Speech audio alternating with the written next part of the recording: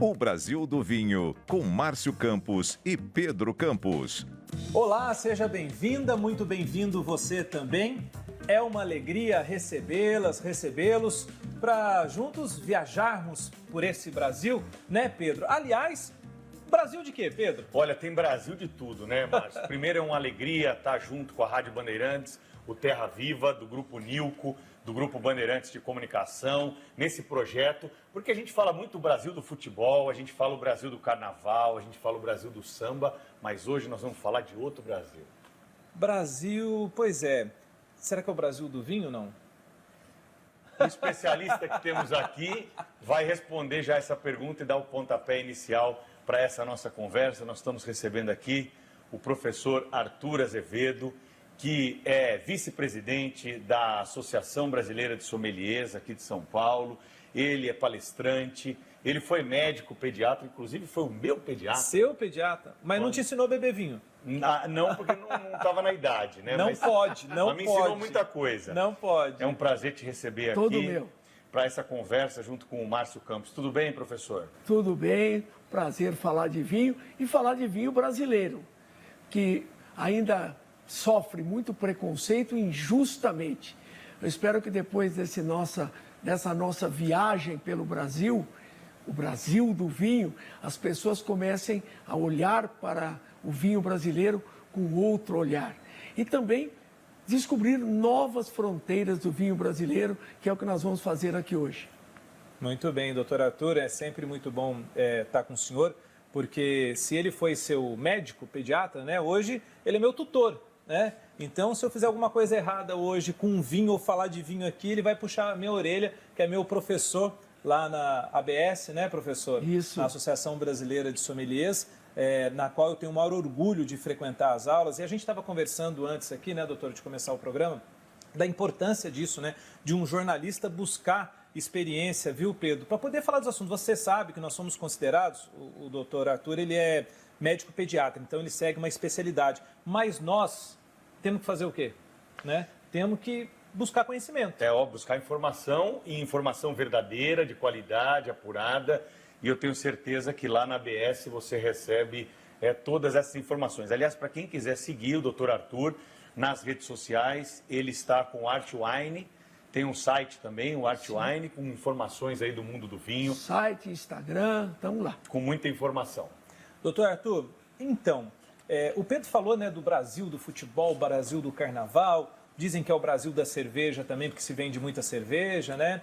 Consome muita cerveja. Aliás, nós somos um país tropical. Sim. E aí que eu queria saber do senhor, né? Que Brasil do vinho é esse? Qual é o Brasil do vinho? Pois é, o vinho no Brasil começou em São Paulo.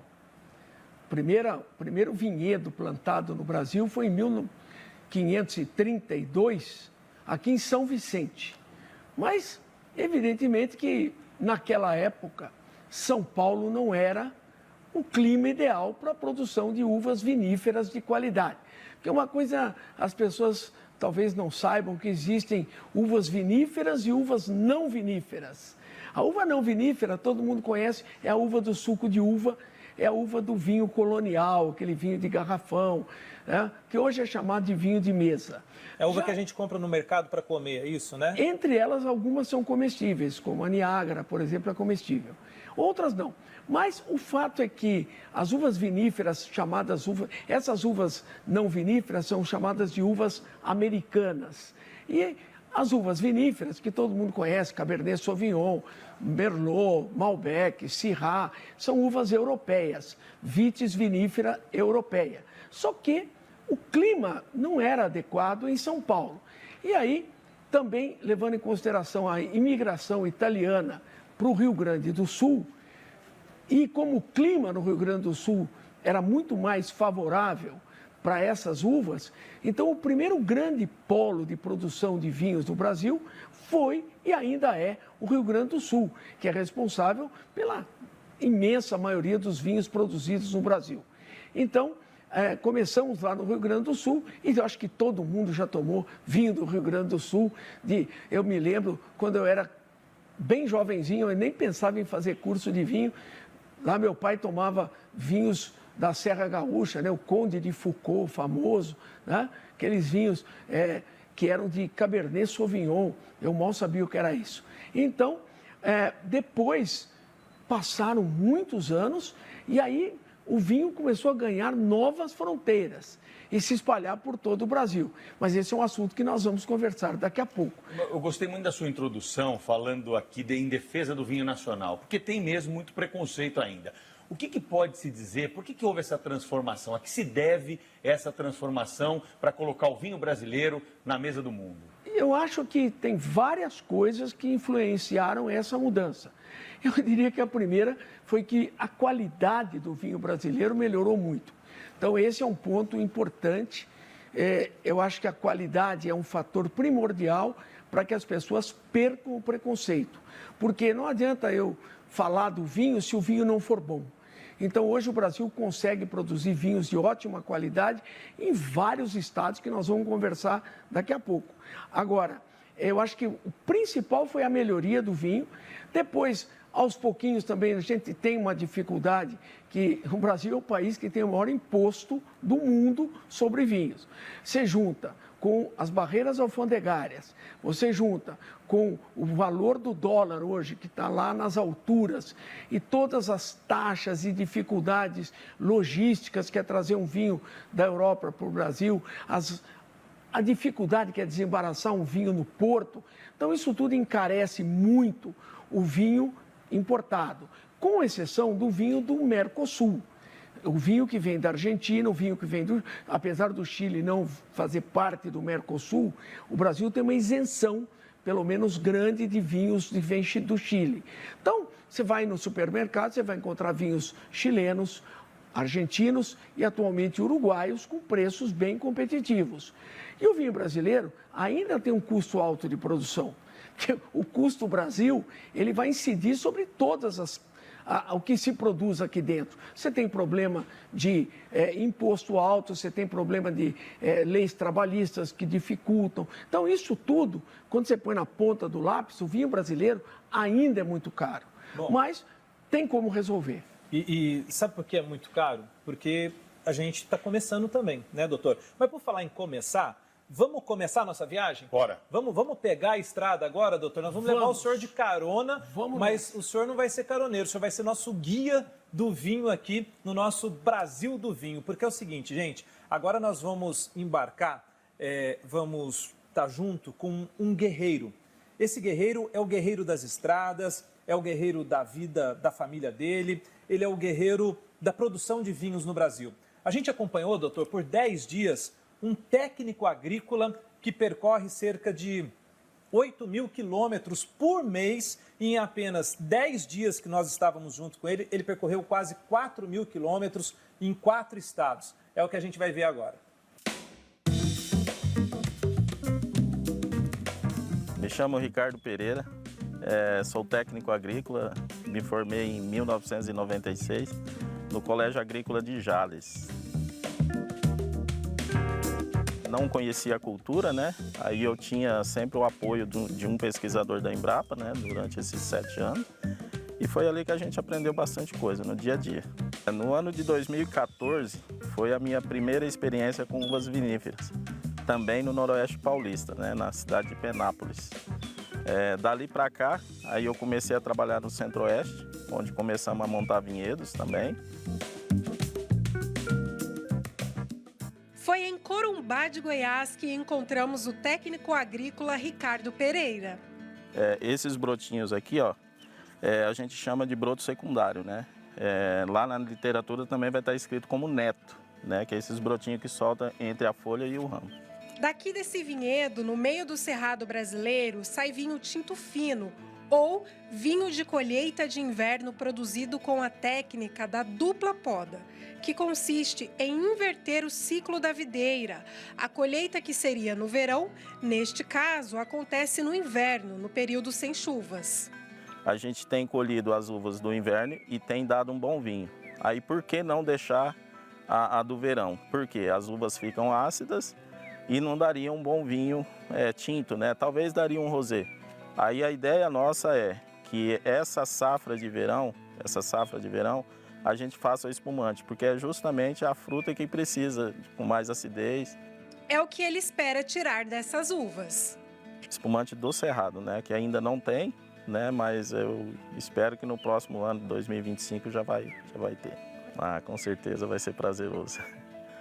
Este é apenas um dos quase 70 vinhedos que o Ricardo atende atualmente.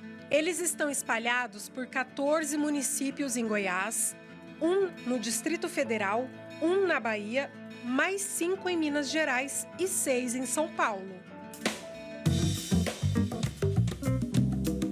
E foi aqui na cidade de Andradina, no Noroeste Paulista, que a nossa equipe encontrou o Ricardo. Hoje ele volta à vinícola 5 Elos para participar da primeira colheita. E essa vindima acontece 11 meses após o plantio das mudas. 10 anos depois de percorrer o Brasil de norte a sul, o mago das vinícolas retorna às suas origens. Por onde passa, Ricardo é conhecido pela técnica e experiência, mas também pelo espírito arrojado. Ao contrário da maioria das plantações que começam a produzir em média com 3 anos, as assessoradas pelo Ricardo começam a frutificar em alguns meses. A gente tem feito um preparo de solo muito bem feito, né? Nós pegamos as recomendações de uva de mesa e passamos para as uvas viníferas. Hoje, com irrigação, com mudas boas, né, de raiz nua que a gente tem adquirido, isso é possível na primeira formação de esporão. Aí ela já solta os brotos com cacho e a gente tem deixado essa primeira produção. 10 hectares da fazenda são ocupados por 15 mil pés de uvas. Aqui tem as tintas, Syrah, Malbec, Tanade, Barbeira e Touringa Nacional. E as brancas, Sauvignon Blanc, Vermentino e Chardonnay. E todas elas, com menos de 12 meses, estão produzindo. A gente tem a fertirrigação, que é onde a gente coloca os nutrientes certos na hora certa para a planta.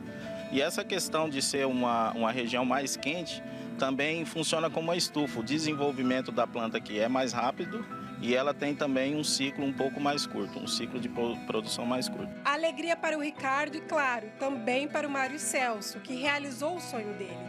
O dono da fazenda transformada em vinícola garante que a relação de confiança entre eles é o que dá bons frutos.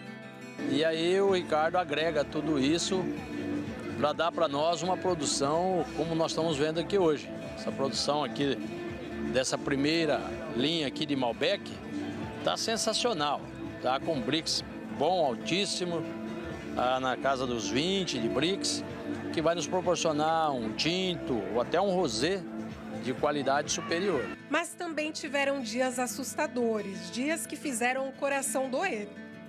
O que me deixou, assim, na verdade, assustado, foi 3 meses depois de plantado, que foi em fevereiro desse ano, que elas estavam cacheando, e aí o Ricardo mandou cortar tudo. Aí eu fiquei assustado, porque o broto sai do cavalo, que é um enxertil. E ele aflorou muito forte. Ele aflorou em 3 meses, nós tínhamos já cachinhos de uva. E o Ricardo passa por aqui e fala, corta tudo. O Ricardo termina uma maratona de 10 dias sem intervalo. Ele saiu de casa em Cocalzinho, a 130 quilômetros de Goiânia. Passou por Corumbá de Goiás, Chapada dos Veadeiros, atravessou a divisa até a União, do lado de Belo Horizonte.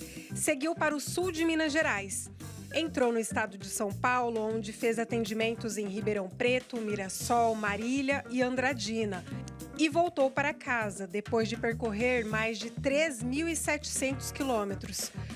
Todos estão vendo o trabalho que a gente está fazendo. Inclusive tem um vinho chamado 4 Vidas, que é o vinho em homenagem aos 4 filhos que tem. E toda a família tem acompanhado. Então isso é satisfatório. E você acha que ele está cansado? E até hoje não vou parar nunca mais. E vem vindo coisas novas aí. Esse é o Ricardo, um profissional do Brasil do vinho. A uva virou minha vida, né? Porque hoje, assim, eu praticamente vivo nos vinhedos e nas vinícolas. Vivo viajando, conhecendo lugares e passando vários lugares, mas virou a minha vida, né? Tipo, eu respiro uva todos os dias, assim. É emocionante, hein, Márcio? Ricardo é fera, viu? E aqui abre espaço para a gente perguntar para o doutor Arthur sobre pessoas, gente que faz o vinho no Brasil. Quantas histórias como essa, né, o senhor não conhece? Isso é a coisa mais importante que existe no vinho, são as pessoas por trás do vinho. O vinho, as pessoas não fazem ideia de quão difícil é fazer vinho, porque o vinho começa na terra. E eu fico muito emocionado de ver um técnico como esse que trabalha cuidando da videira, cuidando da matéria-prima. A gente diz que é impossível você fazer um vinho bom com uvas ruins. É fácil fazer um vinho com uvas boas, mas a matéria-prima representa 80%, 90% do que é um vinho hoje. Então, hoje, os investimentos no mundo inteiro estão no campo, estão no vinhedo. Porque na vinícola, a gente já atingiu o máximo que a gente conseguiu. Aliás, a gente já está voltando atrás. Hoje você vai ouvir falar muito em pouca intervenção, vinhos de baixa intervenção. Ou seja, quanto menos você manipular, melhor. Você usa ele por conta própria, que ele vai virar vinagre.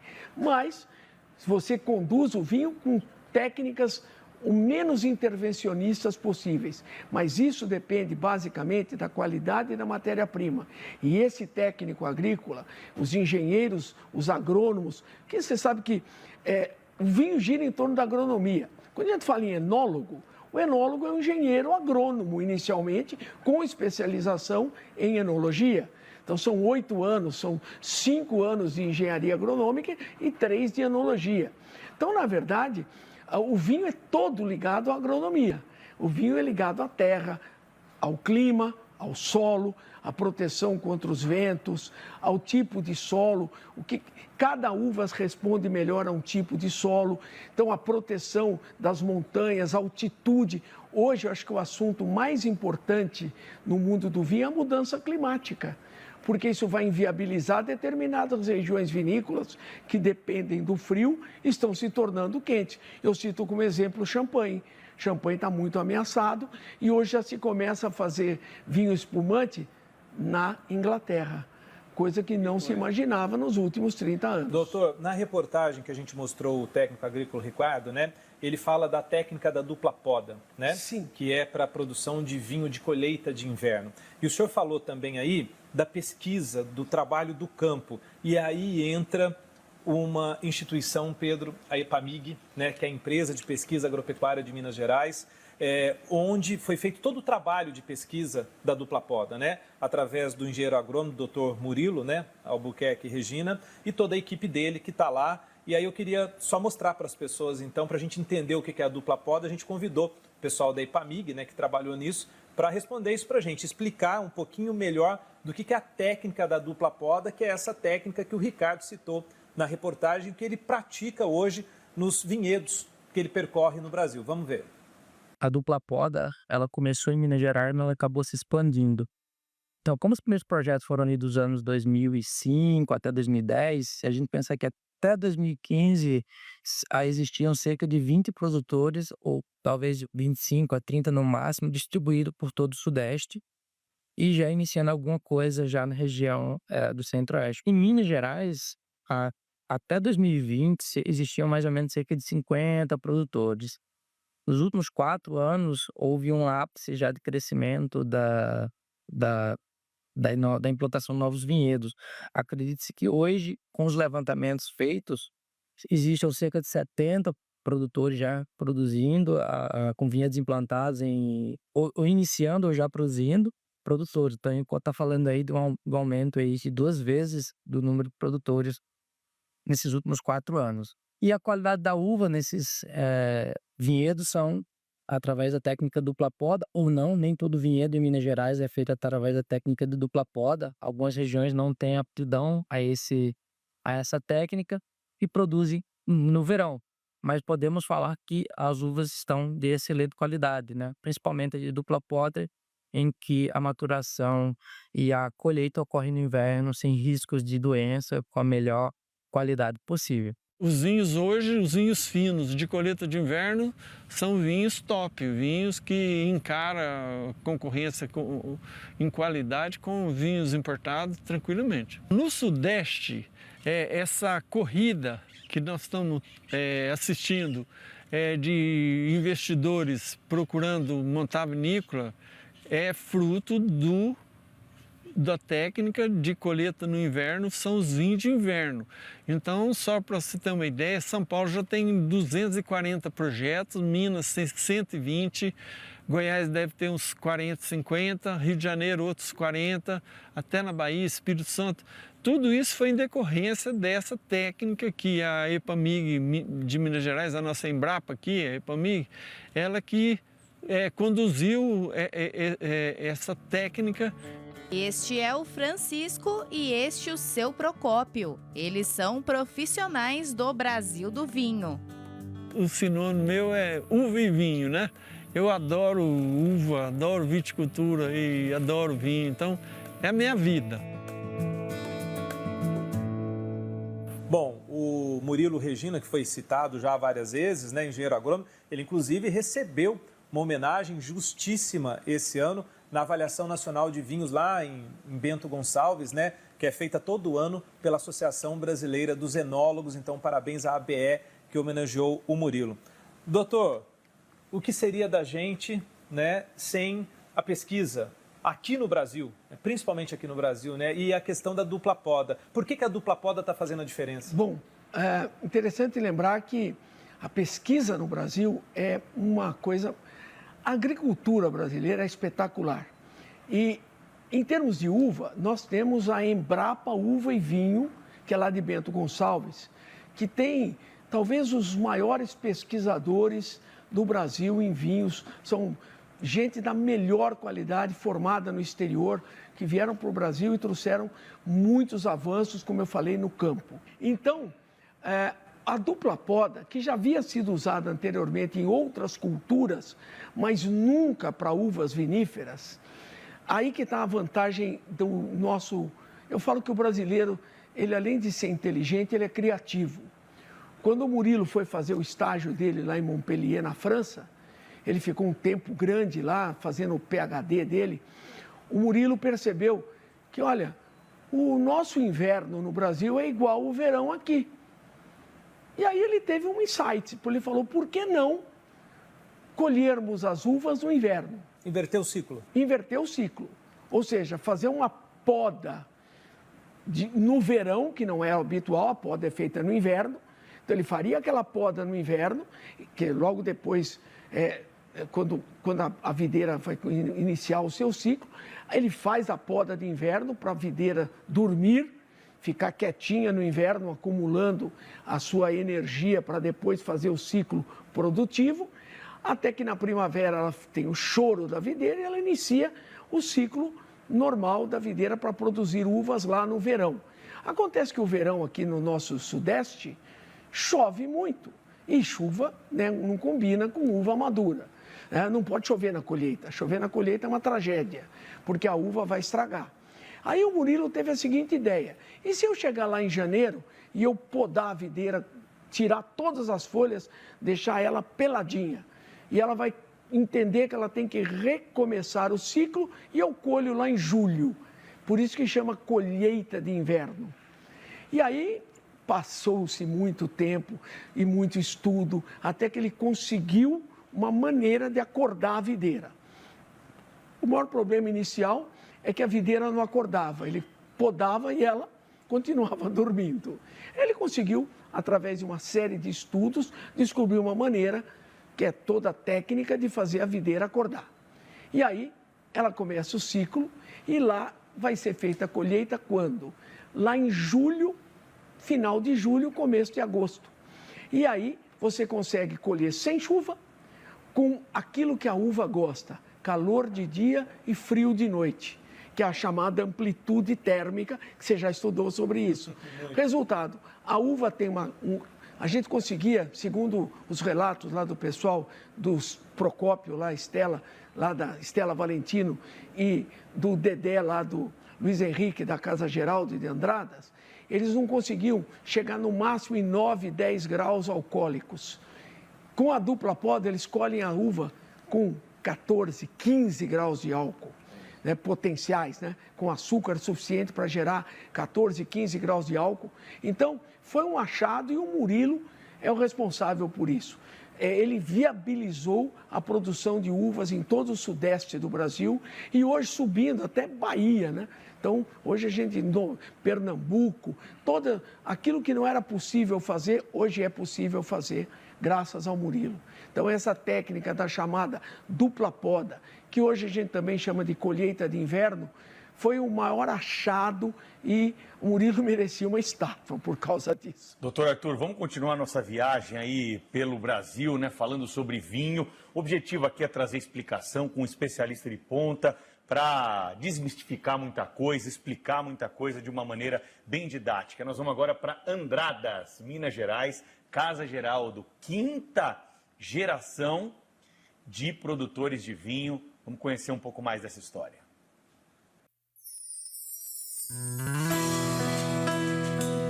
Quem está fazendo vinho no Brasil hoje está fazendo porque gosta e quer mostrar a qualidade do vinho brasileiro.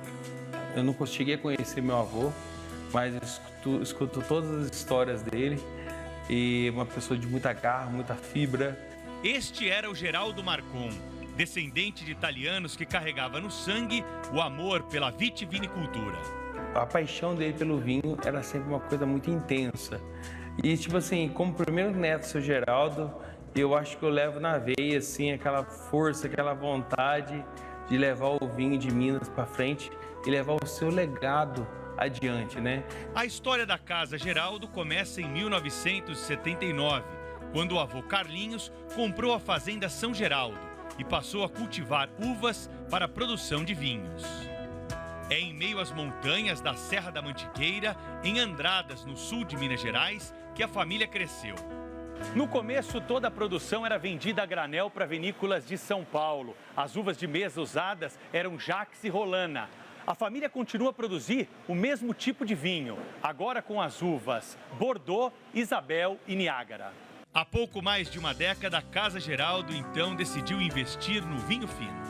Eu não acreditava que em Minas Gerais a gente ia conseguir nunca produzir vinho de qualidade aqui. Isso eu falo, isso não é segredo, certo? Falar se as pessoas chegassem, se você chegasse para mim aqui hoje e perguntasse em 2000 e, vamos falar a verdade, 2005, chegasse, Carlinhos, você acha que Minas Gerais vai produzir vinho de qualidade? Impossível. Não tínhamos terroir suficiente, não tínhamos nada apropriado para a época para elaborar um grande vinho. Tínhamos uvas finas, foi plantado em 2002, não tinha resultado. Cada safra que foi indo, foi perdendo. Só em 2012, através da dupla poda, através da Epamig, no caso, e justamente também em mérito do Murilo Regina, pesquisador da Epamig, que nos apresentou o vinho de inverno, a dupla poda, que a gente conseguiu ver e produzir um grande vinho em Minas Gerais. Mas o tão sonhado vinho fino da Casa Geraldo virou realidade. Em 2013, eu tive o segundo vinho, né, comercial, que quando a gente degustou aquele vinho, nós falamos assim, Jesus amado, que vinho, entendeu? Então, nesse momento, foi o momento da virada da Casa Geraldo, que eu e meus irmãos juntos, degustando aquele vinho e falando, que vinho fantástico. Não é possível, na nossa região, e nunca tinha visto uma uva e um vinho daquele produzido no Brasil. Não demorou para os prêmios chegarem. Hoje, a prateleira está cheia. Nosso sentimento é um sentimento de gratidão, certo? Por exemplo, fazer vinho, eu acho que, bom dizer, fazer vinho no Brasil hoje, em modo geral, é difícil, sabe? Não é fácil porque é o mundo contra você, né? É tudo contra você. Quem faz vinho hoje, na minha opinião, tem dois fatores. Ou é apaixonado ou é louco. Entendeu? Fazer vinho no Brasil hoje é apaixonado, é louco, né? E a gente tem um pouco de tudo, né? Além do amor do vinho, a paixão, né? E a da loucura também, sabe? Mas a gente sempre colocamos, no caso, a qualidade, a força de vontade. Pensamos muito sempre nos antigos que aqui começaram tudo e falamos assim, eu quero manter essa tradição, entendeu? Levar adiante isso até lá na frente, sabe? Então, para nós é um sentimento de gratidão. Carlos Marcon é um profissional do Brasil do vinho. Conhecemos um pouco mais de um dos produtores mais importantes do país. Isso, claro, que dá aqui a oportunidade de perguntarmos para o doutor Arthur a respeito, né, dos produtores brasileiros e do valor que isso tem também para o crescimento do vinho e as experiências que nós temos com esses produtores, famílias que estão produzindo vinho de qualidade no território nacional. Exatamente. Na verdade, o que acontece é que você conhecendo a família, você conhecendo quem faz o vinho e o local onde o vinho é feito, você cria uma ligação com aquele vinho. Então, esse é um dos fatores mais importantes de adesão do consumidor brasileiro ao vinho brasileiro. É a oportunidade que ele tem de conhecer a vinícola, de conhecer o vinhedo, de saber como o vinho é feito. E nesse sentido, existe uma palavrinha mágica que está na última moda, enoturismo. Então, Casa Geraldo, que nós vimos aí, a família lá, Marcon, né? Que as pessoas terão a oportunidade de fazer um trajeto de jardineira pelo meio dos vinhedos, acompanhado pelo Carlinhos, e provar o vinho em loco, ver como é que o vinho é feito, pegar o vinho da barrica, pegar o vinho do tanque. Isso gera uma excitação no turista impressionante e isso fideliza o cliente. Então, hoje aqui nós temos Góis, aqui em São Paulo, também tem um enoturismo muito forte, Casa Geraldo, Andradas, Espírito Santo do Pinhal, são bem próximo de São Paulo, e em todas as regiões do Brasil. A minha recomendação é visite uma vinícola, conheça quem faz o seu vinho e você vai gostar muito mais dele. Cria identidade, né, professor? Exato. Cria identidade. Você viu a pessoa que fez o vinho, você viu o vinhedo, você viu a uva no pé. Você pode provar a uva. Essa experiência sensorial não tem preço. Doutor Arthur Azevedo, que é médico e também um mestre do vinho, né, Pedro, está conversando conosco hoje aqui e falando sobre a produção de vinho não só no Brasil, mas do mercado também. Aliás, a gente trouxe mais pessoas também para debater com a gente sobre o que a gente pensa hoje sobre o vinho do Brasil, sobre o mundo do vinho aqui. Quando a gente fala sobre o mercado de vinho do Brasil, a gente tem uma constatação de que o mercado de vinho no Brasil é uma oportunidade. Ele ainda é muito criança, é um mercado muito infantil e a gente pode provar isso por vários aspectos. Primeiro, que o Brasil vive uma ascensão econômica e cultural da sua população. E quando a gente olha para países mais maduros economicamente e culturalmente falando, a gente percebe um consumo de vinho muito mais robusto, muito mais avançado, com muito mais gente bebendo vinho e muito mais gente bebendo vinho em larga escala. Ou seja, o Brasil, conforme evolui culturalmente, economicamente falando, ele tende sim a se tornar um país de um consumo muito maior de vinho. O Brasil, ele é uma oportunidade de vinho quando a gente mostra o volume de consumo global. Hoje, a média de consumo por pessoa no planeta passa de 4 litros per capita. E se a gente olhar para o consumo doméstico, ele não chega lá a 2,4, 2,5 litros por pessoa. Ou seja, quando a gente atingir um volume médio global, a gente praticamente dobra o consumo de vinho brasileiro. Ou seja, sim, o Brasil é uma oportunidade quando a gente fala em mercado de vinho. A evolução do vinho brasileiro, no que diz respeito à qualidade, ela deu um salto gigantesco. Sendo que isso se comprova nos concursos realizados internacionalmente, onde o produto brasileiro se posiciona com excelência. O que falta, né, de fato, o setor vitivinícola brasileiro se destacar de uma forma mais consistente? Nós precisamos de duas coisas. O primeiro é difundir a cultura do vinho no Brasil, né, aos 4 cantos desse nosso país, desse nosso gigante país, porque nosso consumo per capita hoje ele é muito baixo, muito pequeno, né? Não chegamos nem a 2 litros per capita há anos. E o segundo ponto, que é muito importante, é a competitividade.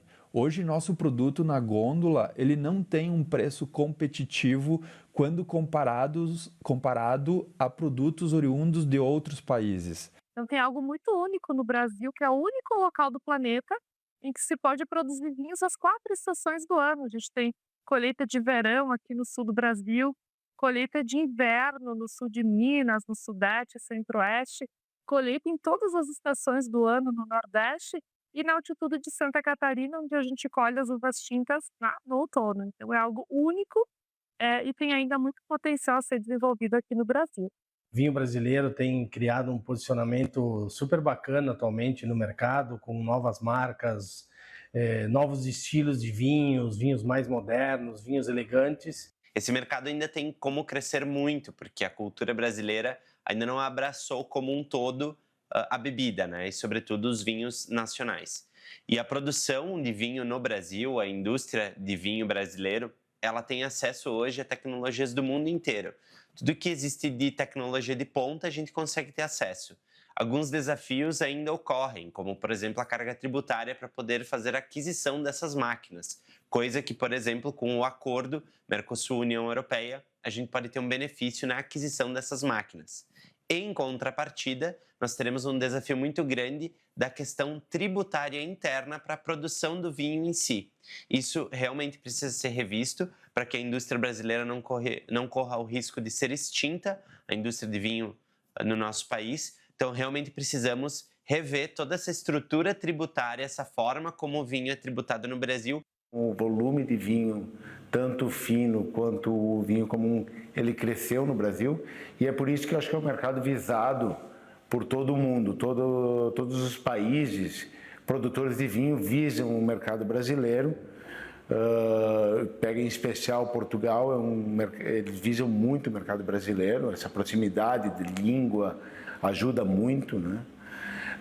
E em contrapartida, a produção nacional também ela evoluiu muito se a gente analisar, claro, quando a gente analisa nos últimos 20 anos. Então, nos últimos 20 anos cresceu muito em termos de qualitativo, em termos de produção, em termos de tecnologia e até de estilo de vinho.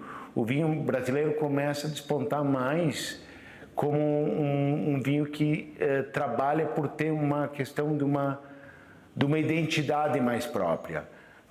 Eu acho que o caminho do Brasil não é seguir, ser um cover de outro país e começar a se assumir como identidade. Eu acho que esse é o que nos dá um certo futuro frente a toda a questão da tendência mundial de consumo, né? Então, a maior dificuldade nossa é mostrar para o brasileiro, né, que a gente tem vinho bom. É um mercado em ascensão, mas ainda é pouco, né? Quando a gente compara a nível mundial ou até mesmo os países mais tradicionais, como França, Itália, né, que chegam em seus 30, 40, 45 litros per capita. As pessoas, os consumidores, estão cada vez mais dispostas a provar o produto nacional, a entender a qualidade, a característica do vinho brasileiro, dando seu voto de confiança. Nós, como um grande país produtor, né, de vários produtos agrícolas, faz muito sentido o Brasil ter uma participação maior na produção de vinho. Eu acredito aí que seja aí um movimento que não é um movimento a curto prazo, é um movimento a longo prazo, mas que cada vez mais o brasileiro ele vai ter contato com o vinho nacional. Basta a gente conseguir desenvolver projetos onde eles se adequem a esse orçamento do consumidor.